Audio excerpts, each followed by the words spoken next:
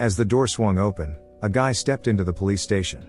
With just a quick look at the cops, things got crazy. People started fighting each other without any reason. More cops rushed in, but even their bullets couldn't stop him.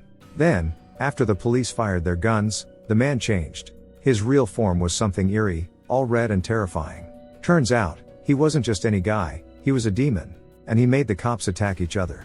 That's the spooky story of the movie called Satanic Hispanics. The story begins in a house in El Paso. The police barged in to find it hauntingly filled with lifeless bodies. While they delved deeper into the scene, a man seated in a chair made a sudden move, raising his hand. Reacting on instinct, the officers aimed their guns and fired, only to realize that a chain controlled his movement.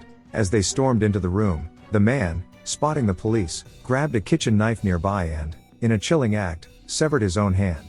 It was a grim sight. 27 individuals had lost their lives in that house, each shot in the head. In a room at the police station, Officer Aiden meets Gja, the only person alive from a terrible incident. Gja, who says he's from South America and crossed the border illegally with a gang, shares a scary story. He tells Aiden that the people who died in the house were also illegal immigrants and got caught up in gang fights. Gja warns that if he isn't allowed to leave within an hour and a half, something bad will happen to everyone in the room. But Aiden doesn't believe him. To test Gja's story, Aiden shows him pictures of the victims and asks Gja to recognize them. Gja points at one photo and claims to have seen that person's ghost. He shares a story about a guy named Gustavo. Gustavo had this unusual ability to see creatures from some other world. He accidentally found out that he could make others see these creatures too. He did it using light and some specific moves. He tried showing this to a delivery guy once, but the guy just thought Gustavo was out of his mind. Apart from this strange skill, Gustavo was really good at solving Rubik's Cubes. He used to live in his grandma's old house, but after that incident, things changed for him. His ability got affected, and it was tough for him to do things he loved, like taking part in competitions. Gustavo, troubled by his altered condition, reached out to a paranormal blogger seeking help to understand what happened. He demonstrated his unusual technique, but after the blogger checked out his house, they hurriedly left without explanation. Gustavo tried reaching out but got no response. Feeling uneasy, he decided to leave the house. While in Japan for a competition, Gustavo was writing to his sister when he suddenly sensed a strange smell. Startled, he glanced down to find his fingers injured, sending chills down his spine.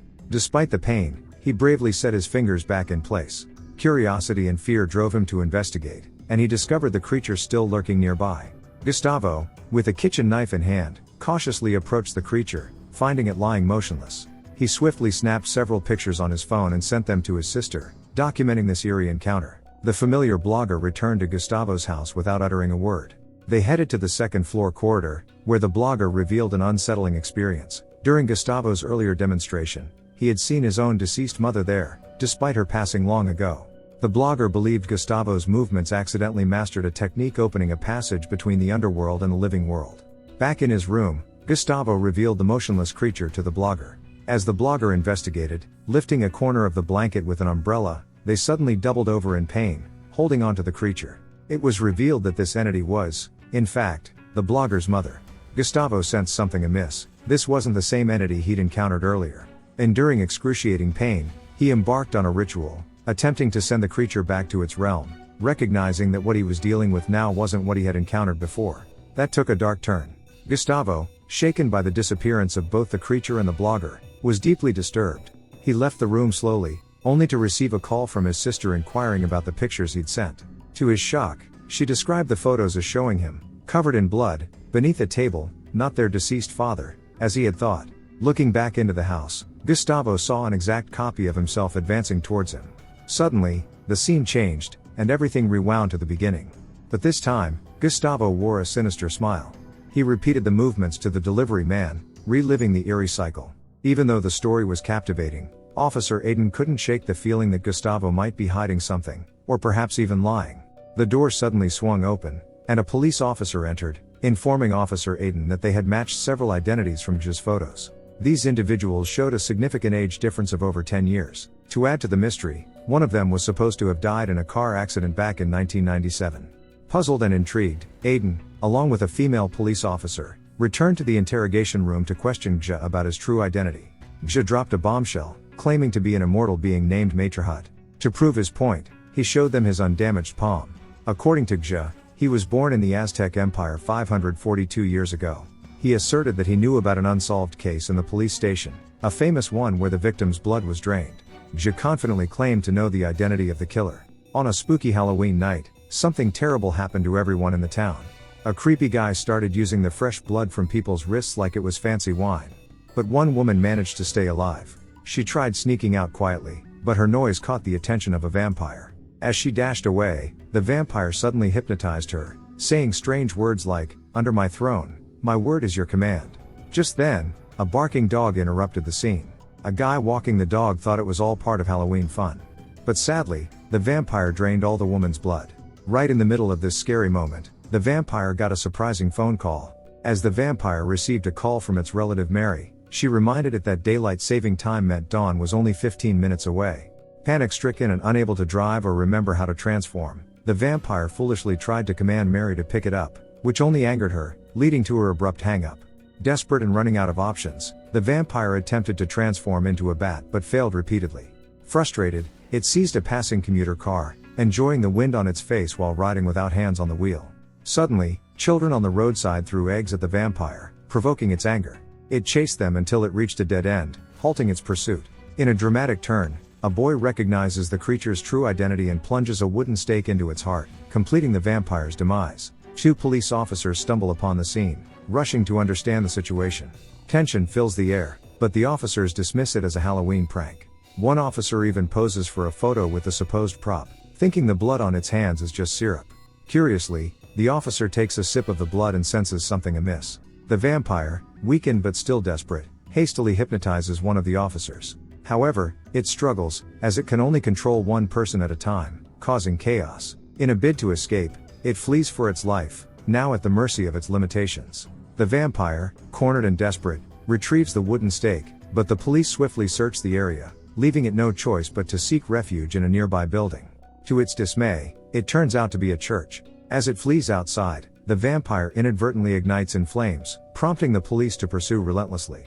With no alternatives left, the vampire calls upon Mary for help. She arrives just in time, but their escape in the car hits a snag. A traffic jam blocks their path. Forced to abandon the vehicle, they flee on foot, knowing sunrise is approaching. Seeking shelter, they hide inside a garbage bin, but the creeping sunlight seeps through the cracks, sealing their fate. In their final moments, they relinquish their animosity, embracing a tragic destiny as a true ghostly couple, letting go of their grudges as the sun claims them. The day after, a man goes to toss out the trash and comes across what he thinks are Halloween props, unaware that they are actually the corpses of the vampire and Mary. Meanwhile, the female police officer discovers a talisman among Zhe's belongings. Among the items, a bottle containing blood catches their attention. Zhe explains that he obtained it from a shaman in Mexico, in a mystical place on a farm. In Mexico, a nervous man walks along a road with a horse. Strange screeching sounds startle him from behind, prompting him to reach for a knife on the horse's back. But when he looks back, nothing's there. He guides the horse back to his home, removes a body from the horse's back, and drags it inside.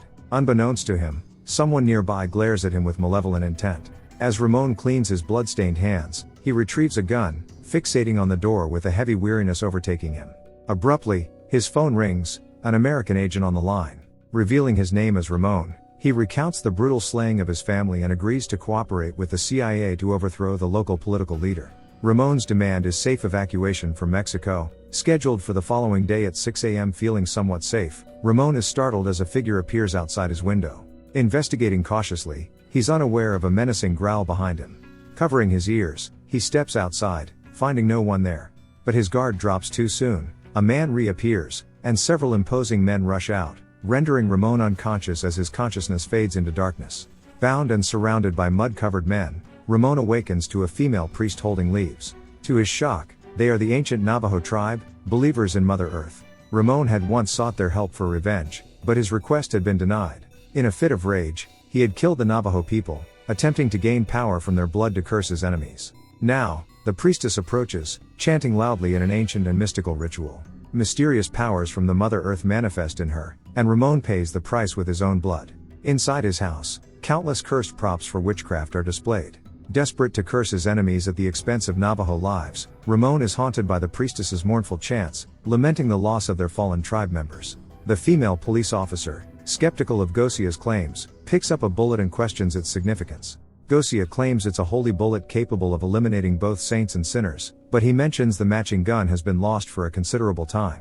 He reveals a past deal with the god of death, trading his own life for his wife and sons, but, gripped by fear, he regretted it at the last moment. Consequently, the god of death relentlessly hunts him. As the female officer grapples with a headache brought on by Gosia's words, she reaches for her medication and accidentally discovers the gun.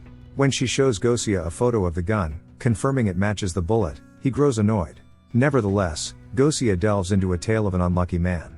Malcolm unexpectedly reunites with his ex-girlfriend at a restaurant after a prolonged period of no contact, their reunion marked by the passing of their mutual friends, each succumbing mysteriously. They had inadvertently recorded a clandestine ritual in Havana, inviting demonic retribution. Desperate to destroy the recording and thwart the demon's designs, Malcolm's efforts to erase the file prove futile. He becomes convinced that the demons seek to unleash chaos by spreading the recording globally. As Malcolm recounts the deaths of their friends, he's unaware that the person before him, his girlfriend, is actually a demon in disguise, the zombie king of Zambi. Sensing the ruse, Malcolm confronts the demon, realizing the truth. With the facade dropped, the two attempt to maintain an uneasy peace, both aware of the perilous truth they now face. Amidst the chaos, a gunshot shatters the air. Malcolm, in a desperate attempt, fires at the demon with no avail. The zombie king remains impervious. Determined to extract the recording's location, the demon presses Malcolm, who refuses to yield. Their conflict escalates into a fierce battle within the restaurant. The demon sheds its disguise, revealing its terrifying true form. In the scuffle, the cassette tape containing the supposed ritual falls out. The demon, ecstatic at the prospect of summoning an army from hell, eagerly plays the tape, only to hear a rock song emanating from it. As the demon reels from this unexpected turn, it's abruptly knocked to the ground. Ordinary weapons prove futile against it, but Malcolm, wielding a sacred object, stands firm against the unearthly entity. A week ago, Malcolm and his friend Jack ventured to a museum, seeking a weapon from a man named Mark to combat demons. Mark, coincidentally, had just the thing they needed in his possession, an item he acquired during his youth when he visited Zanzibar. During his visit, Mark successfully summoned the demon Papa, and their passionate connection led to an addiction, repeating the ritual 19 times in a row. However, their relationship eventually soured, leading Mark to take drastic action while Malcolm slept. He killed the demon, creating the Hammer of Sandbar. As Malcolm learned about this shocking revelation, chaos unfolded. The demon, now possessing Jack, created a tumultuous scene. In a moment of necessity, Mark wielded the divine hammer, smashing Jack's head and turning the weapon into Malcolm's tool. With the sacred weapon, Malcolm banished the zombie king, sending the demon back to hell and putting an end to the chaos. The situation appeared to be returning to normal, but Malcolm found everyone in the restaurant dead before him. Subsequently, he was apprehended by the police but later released without charges, with a strange story about surviving a gang shooting. As Gia concluded his story, he pleaded with Aiden and the others to let him go. Suddenly, the lights started flickering, and a foreboding figure arrived, the god of death. A tall, imposing figure dressed in black, the god of death effortlessly entered the police station, sending shivers through the officers who tried to intervene. The god of death took a gun and callously ended the lives of those around, then turned the weapon on himself. Unexpectedly, after a serene gesture, the remaining people met the same fate. The god of death proceeded into the office, where those present fell under its chilling control. Aiden, assessing the dire situation, urged Gja to act swiftly. The female police officer retrieved the gun and handed it to Gja. The police officers armed themselves, and a barrage of bullets rained down on the god of death. In response, the deity revealed its true form, overwhelming everyone with its divine power, knocking them to the ground. In a critical moment, Gja emerged with the gun, firing bullets to repel the god of death. Seizing the opportunity, he turned and fled, aware that the threat wasn't over yet. The specter of death lingered, and Gja knew he had to escape within the next 90 minutes, or all would be lost. As Gja hurried away, the movie concluded, leaving the audience with the haunting realization that paranormal events might gradually encroach upon our lives, presenting challenges that cannot be easily denied or escaped. Thanks for watching, guys.